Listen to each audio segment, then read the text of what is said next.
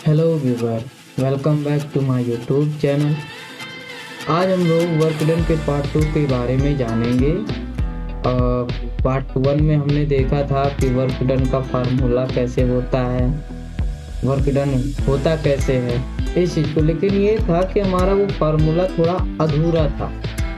अधूरा ये था कि अगर मेन फार्मूला देखा जाए वर्क डन का, तो उसमें work equal to force into displacement into cos theta आता है। लेकिन हमने जो फार्मूला पार्ट 1 में बनाया, आपको बताया, वो केवल work equal to force into displacement का था। मतलब कार्य बराबर बल गुणे विस्थापन का था।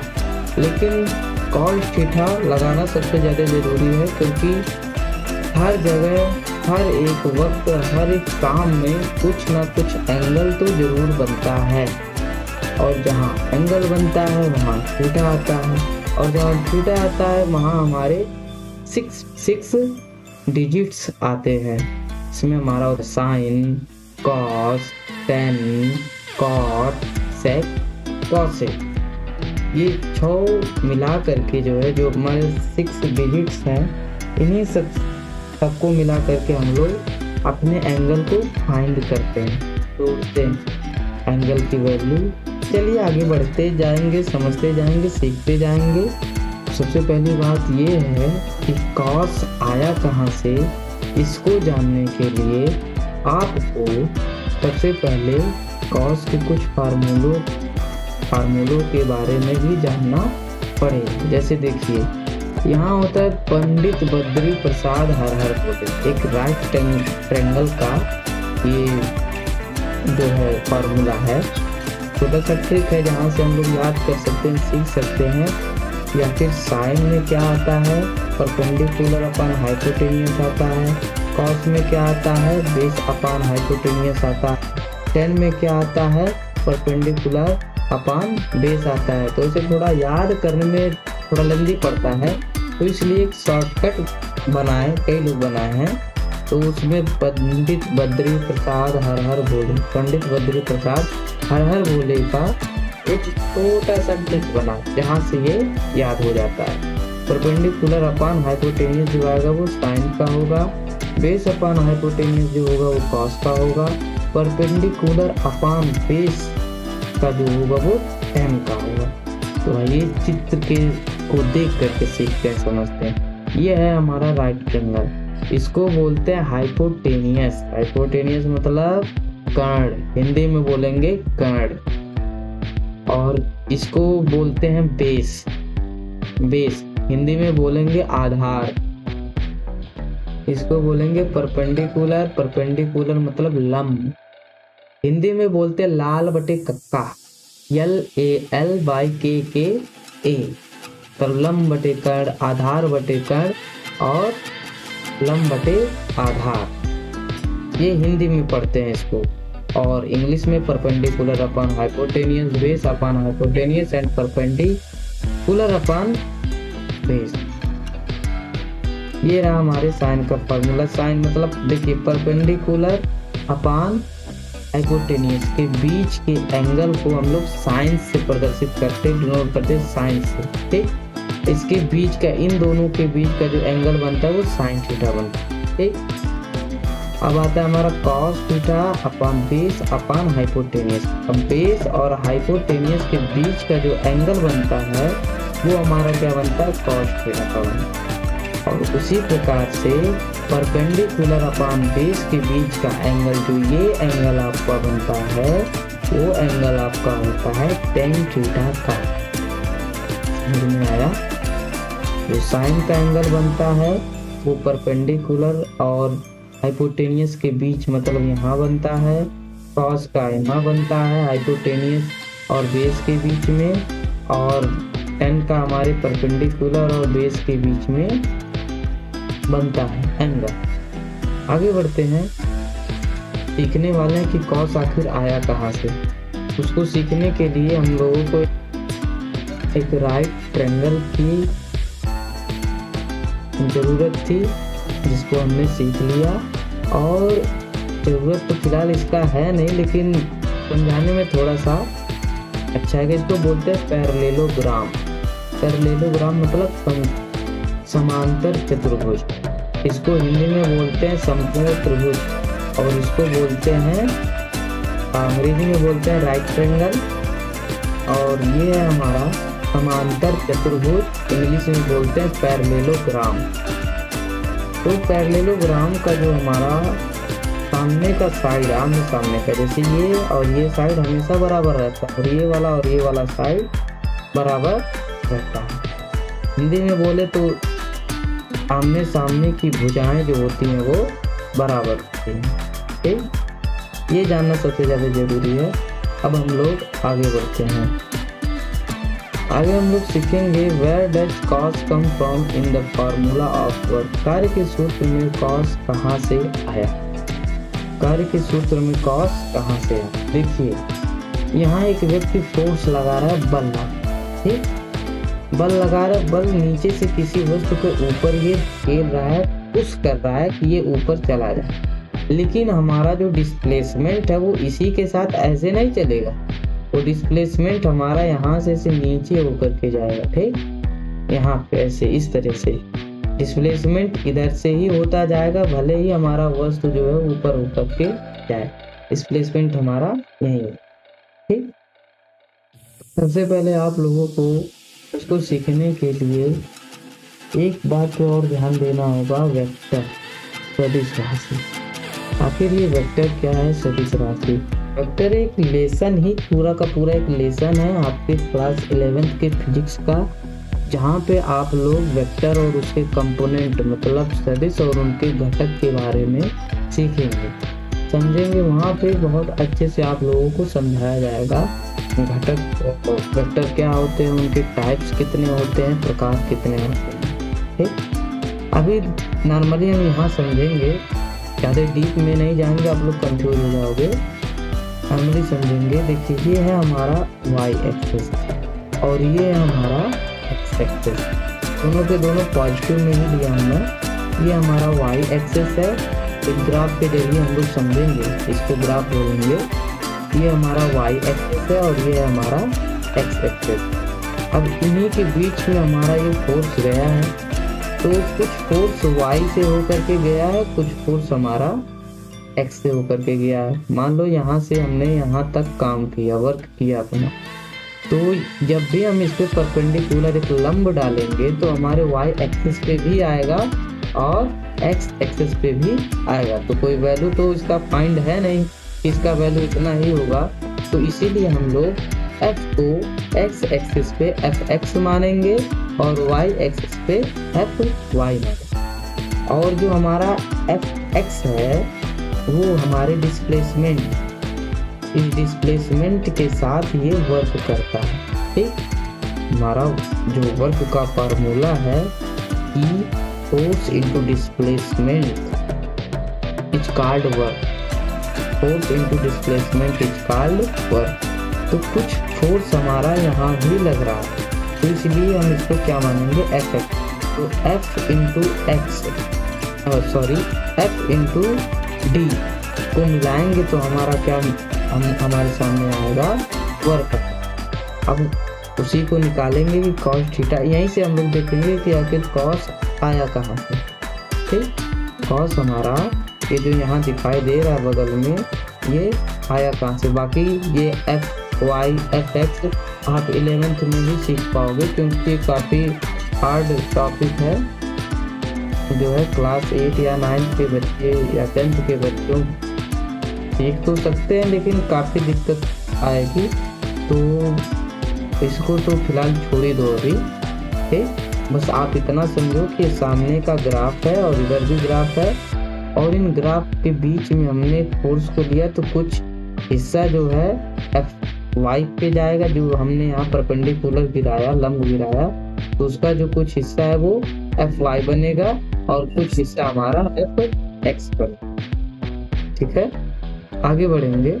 देखिए, अब यहाँ से हम लोग वर्क का फार्मूला फाइंड करेंगे कि आखिर कॉस कहाँ से है। तो सबसे पहले कॉस थीटा इक्वल टू होता है बेस अपॉन हाइपोटेनियस। बेस हमारा क्या है? एफ एक्स है। डी को अभी छोड़ दोगे, ठीक है, डी को अभी नहीं लेंगे, मतलब डिस्प्लेसमेंट को अभी नहीं लेंगे, इसको लेंगे केवल एफ एक्स को। तो हमारा बेस क्या है, एफ एक्स, और हाइपोटेनियस क्या है हमारा, एफ है। हाइपोटेनियस क्या है, एफ। तो F x upon F, base की जगह पे हमने क्या रख दिया, एफ एक्स रख दिया, और हाइपोटेनियस की जगह पे हमने क्या रख दिया, फोर्स रख दिया।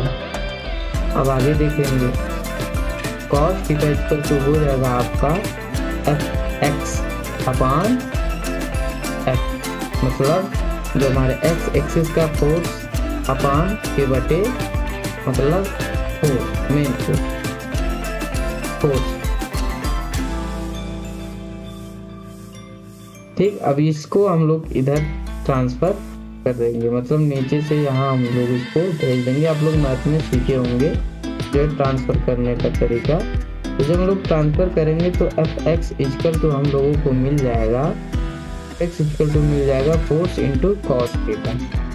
अब हमारा जो फार्मूला निकलेगा, work equal to F X into D displacement, ये जो निकल रहा है हमारा वो एक्स एक्सिस पे लगे फोर्स और उनके बीच जो हमारा डिस्प्लेसमेंट हुआ है उसका फार्मूला है। इस वाला के वाला फार्मूला नहीं है, केवल हम लोग जो हमारा एक्स एक्सिस पे है एफ एक्स इंटू डी, ठीक, वही फार्मूला हमारा यहाँ पर, ये नीचे का फार्मूला हमारा यहाँ बनेगा, नीचे का ही फार्मूला हमारा यहाँ बनेगा। एफ एक्स की वैल्यू हमको मिल गई है एफ इंटू कॉस थीटा।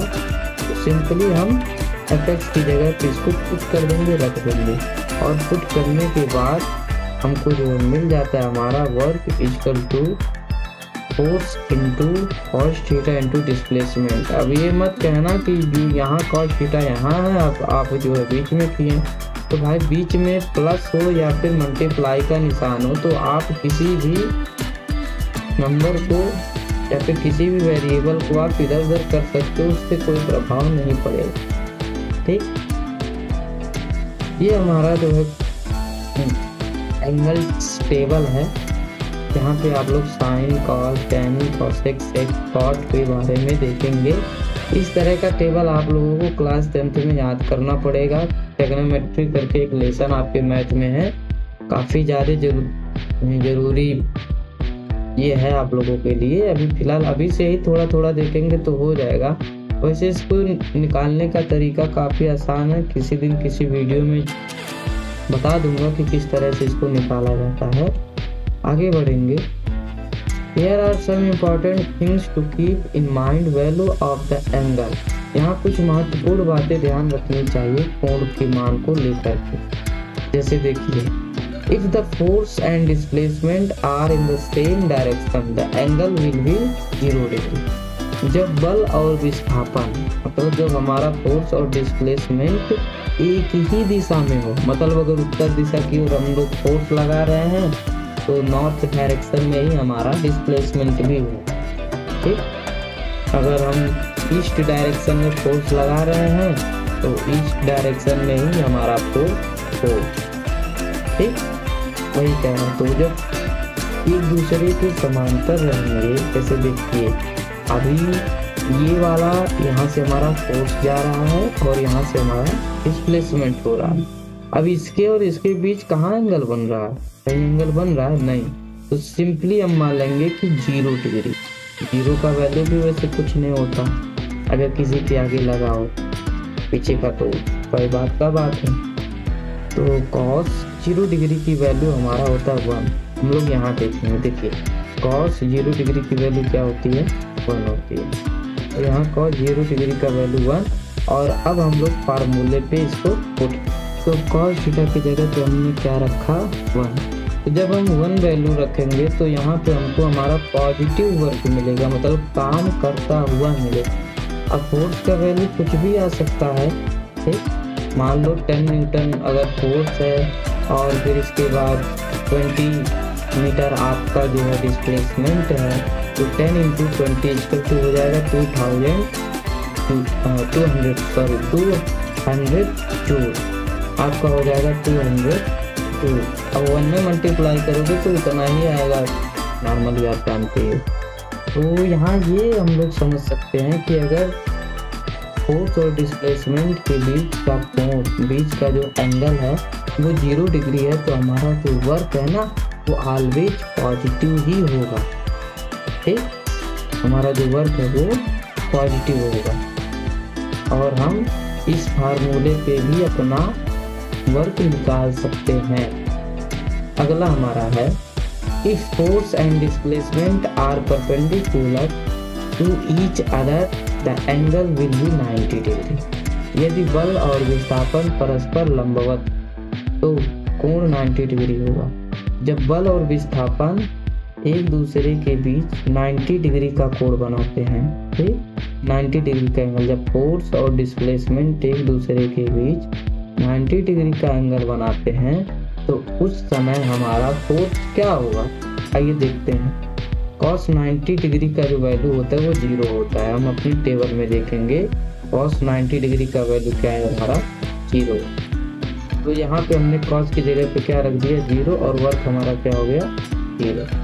ठीक, वर्क हमारा क्या हो गया, 0। तो यहाँ पे ये रहेगा कि अगर आप फोर्स और डिस्प्लेसमेंट के बीच का कोण 90 डिग्री बन रहा है तो हमारा वर्क क्या हो जाएगा, जो आगे चलेंगे। यदि बल और विस्थापन विपरीत दिशा में है तो कोण 180 डिग्री बनेगा। मतलब if the force and displacement are in opposite direction the angle will be 180 degree. यदि बल और विस्थापन विपरीत दिशा में है तो कोण 180 डिग्री बनेगा। कोण 180 डिग्री बनने का क्या मतलब, जैसे देखिए यहाँ फोर्स हम इधर लगा रहे हैं और हमारा डिस्प्लेसमेंट इधर होगा। फोर्स लगा रहे हैं इधर और डिस्प्लेसमेंट हो रहा है इधर। आपको ये देखने को मिलेगा, अगर हम फोर्स इधर लगाएं, फोर्स हम इधर लगाएं तो हमारा डिस्प्लेसमेंट इधर होगा। ठीक, हमारा डिस्प्लेसमेंट इधर होगा। यहाँ से किसी भी व्यक्ति को अगर हम बोले कि ये पुश करो, धकेलो, तो वो तो उधर से आगे बढ़ेगा, लेकिन ये अगर ये इधर लेके आना चाहता है तो इधर नहीं जाएगा। कहाँ जाएगा, उसके विपरीत दिशा में, मतलब अपोजिट साइड में। तो ये यही कह रहा है कि यदि आपका फोर्स एंड आपका डिस्प्लेसमेंट जो है विपरीत दिशा में हो, मतलब एक दूसरे के बीच में 180 डिग्री का एंगल बना रहे हो, तब आपका फोर्स क्या होगा। तो सिंपली हम लोग अगर वैल्यू पुट करें तो हमारा फोर्स क्या होगा, नेगेटिव। हमारा फोर्स क्या होगा, नेगेटिव होगा। तो ये वैसे हो गया कि जो है एक बाल्टी ले लो, पोखरे में से पानी भरो, बाल्टी में वो छेद उठा के पानी भर रहे हो, छेद के रास्ते पानी निकलता जा रहा है, बढ़ते जाओ निकलता जा रहा है, बढ़ते निकलता जा रहा है, बढ़ते जाओ निकलता जा रहा है। मतलब आप काम कितना भी करो, काम आपका बढ़ता ही जा रहा है, वहाँ पे घटने का नाम ही नहीं है। तो उसी तरह से एक और होता है, जब आपका जो है वर्क आप सर्कल में करते हो, इसी सर्कल में करने का क्या मतलब, जैसे कोई गोला है, एक गोला, जैसे यहाँ पे अभी ये घूम रहा है, ठीक, जैसे यहाँ पे ये घूम रहा है तो ये एक सर्कल में ही वर्क कर रहा है। अभी ये यहाँ है, यहाँ से फिर ऐसे घूमते घूमते घूमते घूमते फिर यहाँ आएगा। आप पूरा फोर्स लगा लो, पूरा अपनी ताकत को लेकर के एक बोरी अपने कंधे पे रखो और गोल गोल गोल गोल घूमो, गोल गोल गोल गोल घूमो। आप देखोगे आपका फोर्स तो लगेगा, डिस्प्लेसमेंट भी आपका होगा, लेकिन आपका वर्क हो जाएगा 0। वहाँ पे आपने काम कुछ नहीं किया, क्योंकि आप जहाँ से शुरू करोगे फिर से घूम करके आप वहीं पहुँच जाओगे, तो आप काम क्या किए, आपका वर्क हो गया 0।